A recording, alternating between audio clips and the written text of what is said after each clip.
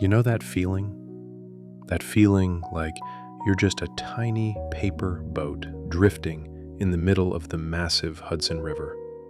No oars, no engine, just at the mercy of wherever the current decides to shove you. It doesn't matter how smart you are, or if you have a master's or a PhD hanging on your wall. If fear and shyness are the ones behind the wheel of your life, you're never going to reach your destination. So many of us are living in silent mode, too scared to speak up in meetings, terrified of failing at a startup, and most of all, paralyzed by the thought of people seeing who we really are. If that sounds like you, hold on to your phone and watch until the end, because this story might be the exact key you've been looking for. Once upon a time, in a bustling port city, where life moved as fast as Midtown Manhattan at rush hour, there lived a wealthy salt merchant. He was a no-nonsense kind of guy, sharp, decisive, and tough as nails. He had a small family with a wife and 2 sons, but ironically, the 2 boys were like opposite poles of a magnet. The younger son was quick-witted, a smooth talker, always giving out high fives and shaking hands like he was running for president. The older son, however, our main character, let's call him Leo, was painfully shy. Leo was the kind of guy who, if you looked at him for more than 3 seconds, would turn bright red and try to hide behind the nearest pillar. People thought he was slow because he barely spoke. Even at the market, if a vendor shortchanged him a few bucks, he wouldn't say a word. He'd just walk away because he didn't want to be a bother. His father was visibly disappointed. He'd look at Leo and let out a heavy sigh, thinking, how on earth am I supposed to hand over this salt empire to a kid who's scared to even say hello? He scolded Leo constantly, hoping tough love would make him man up. But instead, it backfired. What little confidence Leo had left crumbled like a dry cracker. If you've ever felt the crushing weight of family expectations, give this video a like right now so we can share that burden with Leo. Years passed and Leo grew up, but his fears didn't shrink. His grades slipped because he was too scared to raise his hand. And during oral exams, his tongue would get tied like it was glued shut. When he reached adulthood, his father decided to put him to the test by letting him run the salt shop for a day. Leo agreed, but his heart was pounding like a drum. He was so terrified of failing that he became a clumsy mess. When customers asked for sea salt, he'd hand them table salt.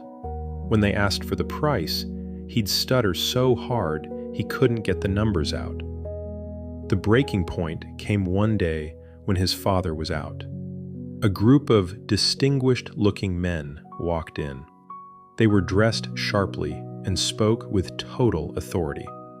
They told Leo, "Hey kid, your dad signed a contract with us. He told us to load up every single 100-pound bag of salt in this warehouse to distribute across the city. It's an emergency." Leo felt a ping of suspicion, but that damn shyness kicked in. He was afraid that if he asked for paperwork, they'd get angry. He was afraid of slowing down his father's business. So he just stood there, nodding like a bobblehead, and watched them haul away the entire inventory without saying a single word. That evening, the father returned. Seeing the empty warehouse and a cash register with 0 sales, he exploded like a thunderclap. "You useless failure. You've destroyed everything I built. Get out of my sight, and don't you ever come back." Those words felt like 1,000 needles piercing Leo's heart. He felt completely broken. The mockery of the neighbors, the rage of his father, and his own helplessness made him feel like he didn't deserve to exist. With a shattered heart, Leo wandered down to the riverbank. He stared at the dark, cold water and thought, what's the point of living if I'm always going to be a loser? Just as Leo was about to throw himself in, a weathered but firm hand grabbed his arm and yanked him back. It was an old man with hair as white as snow and eyes that sparkled like stars. Leo screamed in frustration, "Why did you save me? My life is worthless. I can't do anything right." The old man smiled kindly, his voice deep and steady. "Young man, life is a precious gift that God only gives once. If you keep living, you can overcome failure. But if you quit now, you'll never know what you're truly capable of." Leo put his head in his hands and sobbed. "But I'm weak. My father hates me. I'm a failure at school. Everyone calls me an idiot. Does someone like me even deserve to live?" The old man grew serious. He said, "I have the answer for you. But first, you must come to my house and complete 3 tasks over the next 3 days. If you do, your life will change." Day 1. The old man took Leo to the market and said, "Today, you must start a conversation with 10 strangers. Ask them about their lives and write down what they say." Leo almost fainted. Talk to strangers? That was his worst nightmare. But remembering his promise, he gathered his courage. The first person he approached looked at him like he was an alien and walked away. Leo wanted to crawl into a hole and die, but he kept going. By the end of the day, he wasn't just finished. He had been invited for tea by a friendly apple vendor. He realized people weren't as scary as he'd imagined. If you find talking to strangers a challenge, leave a dot in the comments or share your experience. Day 2. The old man gave Leo a glass of water and took him to a playground. "Today, gather the kids and teach them why water is important." Leo panicked. "But sir, I was a terrible student. What do I know about teaching?" The old man laughed. "The kids don't know your grades. They only care about what you share. Tell them what you know." With shaking hands, Leo stood before the kids. At first, his voice was a whisper, but seeing their curious faces, he spoke up.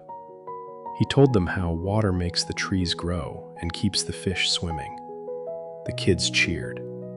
Leo was stunned. He had just done something he thought only professors could do. His fear began to melt away like morning mist. Day 3. The moment of truth. The old man looked Leo in the eye and said, "Now, go home, face your father, and apologize." Leo turned pale. "No, he'll kill me. He'll never forgive me." The old man was firm. "If you don't do this, the first 2 lessons mean nothing." Harnessing every ounce of courage he'd built up, Leo went home. He walked through the door where his father sat gloomily over his ledgers. Before his father could shout, Leo knelt down and looked him straight in the eye, something he had never dared to do. He spoke clearly. "Father, I am sorry for letting my fear ruin your business. I was wrong to stay silent. Give me one more chance to prove myself. I will work for free until every cent of that loss is paid back." The father was speechless. He didn't see the cowering, timid boy from before. Standing there was a young man taking responsibility. He saw the fire in his son's eyes. He stood up, helped Leo to his feet, and said, "Fine, I'll give you one more shot." Leo ran back to the old man to share the news. He asked, "Sir, can you tell me the secret to success now?" The old man smiled and patted his shoulder. "Son, you've already found it. Your biggest enemy isn't shyness, it's fear. The world sees you the way you present yourself. If you show confidence, no one will think you are weak. Real strength comes from believing in yourself, and that belief only comes through action." Years later, the shy kid was gone. In his place, the whole city knew Leo as a bold entrepreneur, a man who wasn't just good at business, but a brilliant public speaker who inspired young people. Confidence isn't a factory setting we're born with. It's a muscle. And like any muscle, it only grows when you work it out every day. Leo didn't wait for confidence to show up before he acted. He acted while he was shaking, and that action created the confidence. Fear and self-doubt are the invisible chains that hold us back, but courage and persistence are the keys that snap them open. Remember, the world is a mirror. If you look in the mirror and see someone strong, that's exactly what the world will see. Believe in yourself. Start small. Talk to a stranger or own up to a mistake. You'll be amazed at the lion sleeping inside you. Thanks for listening. Live boldly, and I'll see you in the next one.